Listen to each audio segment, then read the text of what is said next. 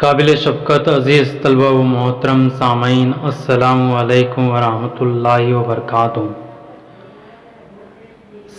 سبق نمبر 2، سپاہی اور بٹمار کے سوا میں آپ لوگوں کا خیر مقدم ہے، خوش آمدید ہے۔ امید ہے کہ آپ لوگوں نے سپاہی اور بٹمار کا حصہ اول اور حصہ دوم مطالعہ کیا ہوگا۔ اگرچہ آپ نے حصہ اول اور حصہ دوم نہ دیکھا ہو تو اس ویڈیو کے ڈسکرپشن باکس میں حصہ اول اور حصہ دوم کی لنک موجود ہے، آپ اس لنک پر کلک کر کے حصہ اول اور حصہ دوم کا مطالعہ کر سکتے ہیں۔ آئیے آغاز کرتے ہیں تیسرے حصے کی اور آخری حصے کی۔ اس عبارت میں اس ناول کا جو مرکزی کردار ہے گل محمد بتاتا ہے کہ مجھے رنج سے بڑھ کر غصہ تھا کہ میں سارے عالم میں مانے ہوئے سلطان کی سارے عالم میں مانی ہوئی فوج کا سپاہی اور یوں کسی کچھوے کی طرح پکڑ لیا جاؤں کہ مدافعت اپنی میں ایک وار بھی نہ کر سکوں۔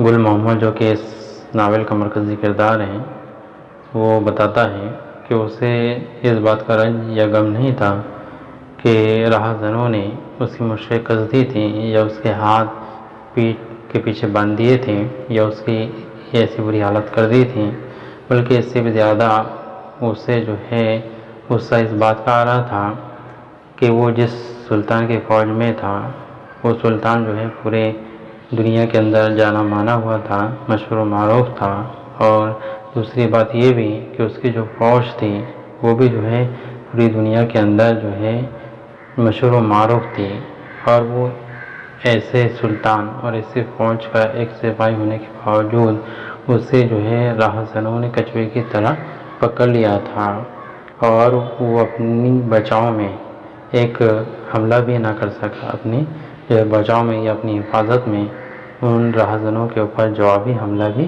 نہ کر سکا۔ مدافعت، بچاؤ، حفاظت و حملہ۔ لعنت ہے ایسی سپاہگری پر اور توف ہے ایسے سلطانی پر کہ رعایا یوں بے کھٹکے دن دہاڑے لٹ جائیں۔ گل محمد جو ہے لعنت و ملامت بھیج رہے ہیں سپاہی پیشے کے اوپر، سپاہگری، سپاہی پیشہ، تو افسوس ہے ایسے سلطانی پر کہ رعایا یوں بے کھٹکے دن دہاڑے لٹ جائیں۔ آگے جو ہے گل محمد بتاتا ہے کہ ایسی فوجی پیشے کے اوپر اور ایسی بادشاہی اور سلطانی کے اوپر بھی جو ہے افسوس ہے کہ جس کی حکومت کے اندر جو ہے لوگ جو ہے رعایا جو ہے عوام جو ہے بے کھٹکے یعنی بغیر کسی روک ٹوک کے دن کے وقت میں ہی کیا ہو جائے، لوٹ جائیں۔ میں یہاں یوں ہی مجبور پڑا رہا تو کیا پتہ رات میں کسی موذی جانور کا شکار ہو جاؤں۔ آگے گل محمد بتاتا ہے کہ اگر سے وہ رات بھر ایسی ہی حالت، مجبوری کی حالت میں پڑا رہا تو کیا پتہ کہ رات کے وقت میں کوئی جو ہے موذی جانور اس کا حملہ کر جائے یا اسے کوئی چٹ کر جائے۔ موذی ایسے جانور جو کہ تکلیف دہ ہوں، تکلیف پہنچانے والے ہوں، جن کا مارنا جو ہے جان کو بچانے کے لیے مارنا جو ہے جائز ہوتا ہے۔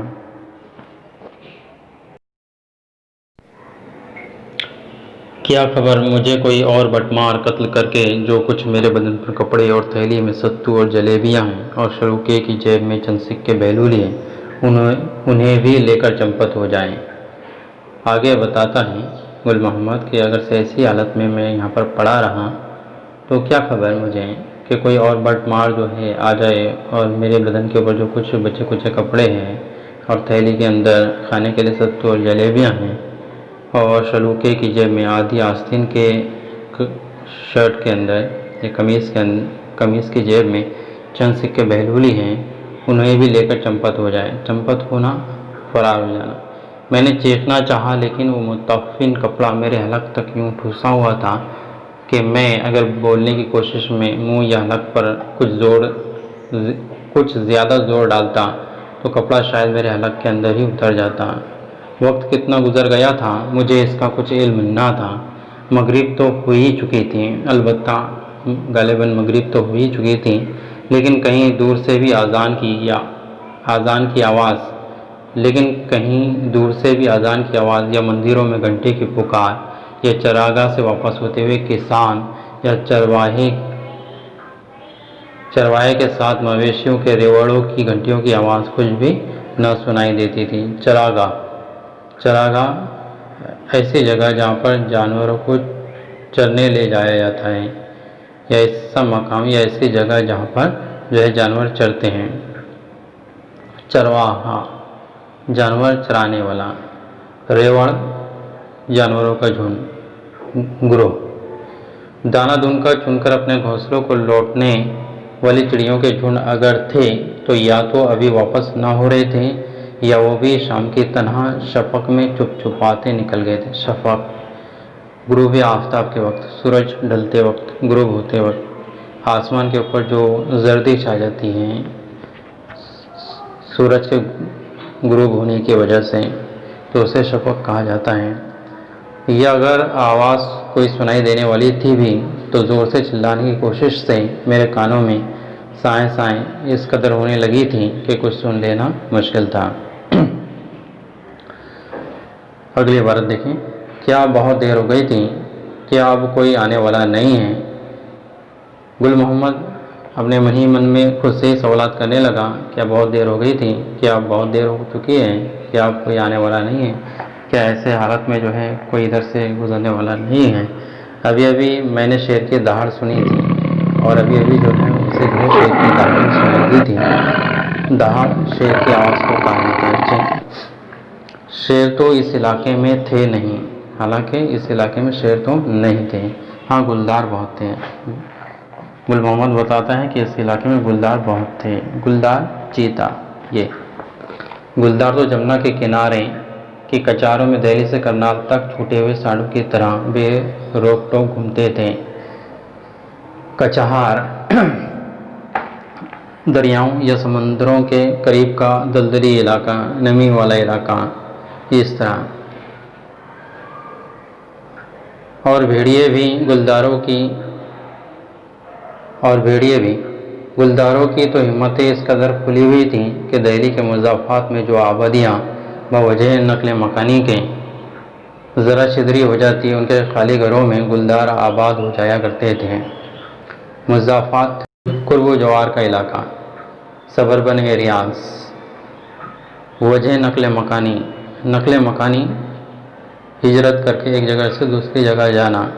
نقل مکانی ایک مرکب لفظ ہے جسے زیر اضافت لگا کر بنایا گیا ہے۔ نقل اور مکانی، نقل کے نیچے زیر لگا کر نقل مکانی بنایا گیا ہے۔ ایسی الفاظ کی ترکیب کو زیر اضافت کی ترکیب کہا جاتا ہے کہ دو لفظوں کو زیر لگا کر مرکب لفظ بنا لیا جاتا ہے۔ چھدری خالی ہو گئی تھی، ان کے خالی گھروں میں گلدار آباد ہو جایا کرتے تھے۔ یہاں تو میں جمنا کے کنارے سے دور تھا۔ سلطان فیروز شاہ خلد مکانی نے یہ نہر بنوائی ہی اسی لیے تھی کہ جمنا کا پانی جن علاقوں میں پہنچتا نہیں ہے وہاں بذریعہ اس نہر کے پہنچ جائے۔ خلد مکانی، جنتی۔ لیکن یہاں بھی اب گھنے درختوں اور نہر کی رطوبت نے کچاڑ جیسا سما پیدا کر دیا تھا۔ رطوبت، نمی۔ دریاؤں یا سمندروں کے قریب کا علاقہ جو کہ دلدلی ہوتا ہے اور جہاں پر ایسی جگہ شیر وغیرہ رہتے ہیں اسے کچہار کہا جاتا ہے۔ سلطان فیروز کو اللہ نے جنت میں اونچا مقام ضرور دیا ہوگا، انہوں نے اس راہ میں اور کول کی راہ سے مراد راستے میں جگہ جگہ شاہی سرائے بنوائی تھی۔ سرا کی جمع ہے سرائے، سرا مسافر خانہ، جہاں کوئی بھی مسافر کچھ رقم دیے بغیر ٹھہر سکتا تھا، اور اچھا ہی تھا کہ انہوں نے یہ حکم دے دیا تھا کہ سراؤں کا خرچ تمام خزانہ سلطانی سے ادا ہو، ورنہ مجھ جیسے لٹے پٹے مسافر کو تو راہ میں ایک وقت کی روٹی اور سر چھپانے کے لیے چھت کے لالے پڑ جاتے ہیں۔ خزانہ سلطانی، یہ مرکب الفاظ ہیں، لفظ ہیں، جسے حمزہ، اضافی حمزہ کی ترکیب سے بنایا گیا ہے، اور اس طرح سے خزانہ سلطانی سلطان کا خزانہ. یہاں پہ اغرا جو لفظ ہے لالے پڑ جانا، لالے پڑ جانا دشوار ہونا، مشکل ہونا. گل محمد آگے بتاتا ہے، میں نے بہت چاہا کہ راہ کے کسی پتھر سے رگڑ کر اپنے ہاتھوں کو بندش سے آزاد کرا لوں، لیکن ایک تو اس اندھیرے میں پتھر کہاں ملتا، پھر میری آنکھوں پر اندھیری جو چڑھی ہوئی تھی اور ہاتھ پیٹھ پر بدھے ہوئے تھے. پاؤں کے بند کو رگڑ کر کاٹنے کی کوشش میں جگہ جگہ خراشوں کے سوا کچھ ہاتھ نہ لگا تھا. ہاتھ نہ لگنا یہ جو ہے ایک محاورہ ہے جس کے معنی ہوتے ہیں حاصل نہ ہونا، کچھ حاصل نہ ہونا. جب گل محمد اپنے ہاتھوں اور پیروں کی بندش کو آزاد کرانے میں ناکام ہو گیا تو طرح طرح کے وساوس اس کے ذہن میں آنے لگے. رات تو بے شک ہو چکی ہوگی، کہیں درختوں کے پیچھے کچھ کھسر پھسر تو نہیں ہو رہی ہے. کھسر پھسر، چپکے سے بات کا کہنا. کہیں وہ واپس تو نہیں آ رہے ہیں. یہ آواز کیسی ہے؟ میں نے بہت غور سے سننا چاہا، لیکن کانوں میں سائیں سائیں اب بھی ہو رہی تھی. ہاں، یہ کچھ نئی سی آواز تھی، ٹھہر ٹھہر کر آ رہی تھی. کہیں کسی مندر میں گھنٹ ناقوس تو نہیں بج رہا؟ نہیں، یہ تو گہری اور دور تک پھیلنے والی آواز تھی. ٹن ٹنن ٹن. ذرا رک رک کر کوئی فیل نشین ادھر آ رہا تھا. میرا دل بلیوں اچھلنے لگا. دل بلیوں اچھلنا ایک محاورہ ہے جس کے معنی ہوتے ہیں بے تاب ہونا. شاید میری جان بچ ہی جائے گی. ہاتھی کی گھنٹیوں کی آواز نزدیک آئی، آہستہ ہوئی، ٹھہر گئی. معتبر سنگھ، ذرا دیکھنا یہ راہ میں کیا پڑا ہوا ہے. مضبوط ٹھہری ہوئی آواز، لیکن کسی فوجی عہدیدار یا شاہی اہلکار کی نہیں، بلکہ کسی ایسے شخص کی تھی جو عیش و عشرت میں پلا بڑا رئیس زادہ ہو. نہیں، ابھی اترو نہیں، پاس سے دیکھو. میں نے ہاتھ پاؤں ہلانے کی سعی اور تیز کر دی کہ محوت سمجھ لے کہ میں زندہ ہوں. سعی کے معنی ہوتے ہیں کوشش. محوت کے معنی ہوتے ہیں ہاتھی کو ہانکنے والا، ہاتھی بان. عالی جاں، لگتا ہے ڈاکوؤں نے کسی شخص کو گھائل کر کے ڈال دیا ہے. نہایت مؤدب آواز ہے. گھائل کرنا، زخمی کرنا. مؤدب، ادب سے. نیچے اترو، اس غریب کی کیفیت دریافت کرو. اچھا یوں کرو، ہاتھی کو ذرا اور آگے لے جا کر کہو کہ سونڈ سے اس آدمی کو اٹھا کر اوپر میرے پاس لے آئے. چلو شاباش. معتبر سنگھ نے ہاتھی کو کچھ آگے بڑھایا، لیکن کتنا، اس کا مجھے اندازہ نہ ہو سکا. معتبر سنگھ نے ہاتھی سے سرگوشی میں کچھ کہا اور کئی بار کہا. سرگوشی، کانا پھوسی کے انداز میں، چپکے بات کا کہنا. پھر مجھے لگا کہ کوئی بہت ہی طاقتور اور کئی گز لمبا موٹا اجگر مجھے باہ میں لپیٹ کر بلوں میں اپنے اٹھائے لیے جا رہا ہے. بازوؤں میں. میں نے سہم کر خود کو چھوٹا کرنے کی کوشش کی، لیکن کہاں میں اور کہاں وہ زبردست بادلوں جیسا زور. آن کی آن میں ہاتھی نے مجھے رئیس کے عہدے کے آگے محوت اور مالک کے بیچ کی جگہ میں دھانس دیا. آن کی آن، لمحہ بھر میں. محوت، ہاتھی بان. بلا سے جگہ تنگ تھی، لیکن اب میں ذکر جان سے تو بچ نکلا تھا. ذکر جان، سخت پریشانی. معتبر سنگھ نے یا شاید مالک نے بھی اس کا ہاتھ بٹانا، مدد کرنا. مجھے بآسانی اس عفونت سے بھرے اور شاید تیل اور تھوک سے بھی چکٹے ہوئے میرے حلق میں ٹھوسے ہوئے کپڑے اور آنکھ کی پٹی سے آزاد کر لیا گیا. عفونت، بدبو، گندگی. تاہم مجھے اپنی آواز دوبارہ حاصل کرنے میں کچھ وقت لگا. تھوک کو بمشکل گھونٹتے ہوئے میں نے فیل نشین کے سوال کے جواب میں مختصر لفظوں میں اپنی بپتا کہہ سنائی. بپتا، آپ بیتی کہانی. تو سپاہی جی تم دوہرے خوش نصیب تھے، ان لوگوں نے تمہیں زندہ چھوڑ دیا اور پھر ہم ادھر آ نکلے۔ بندے کا بال بال آپ کے احسان سے بندہ رہے گا۔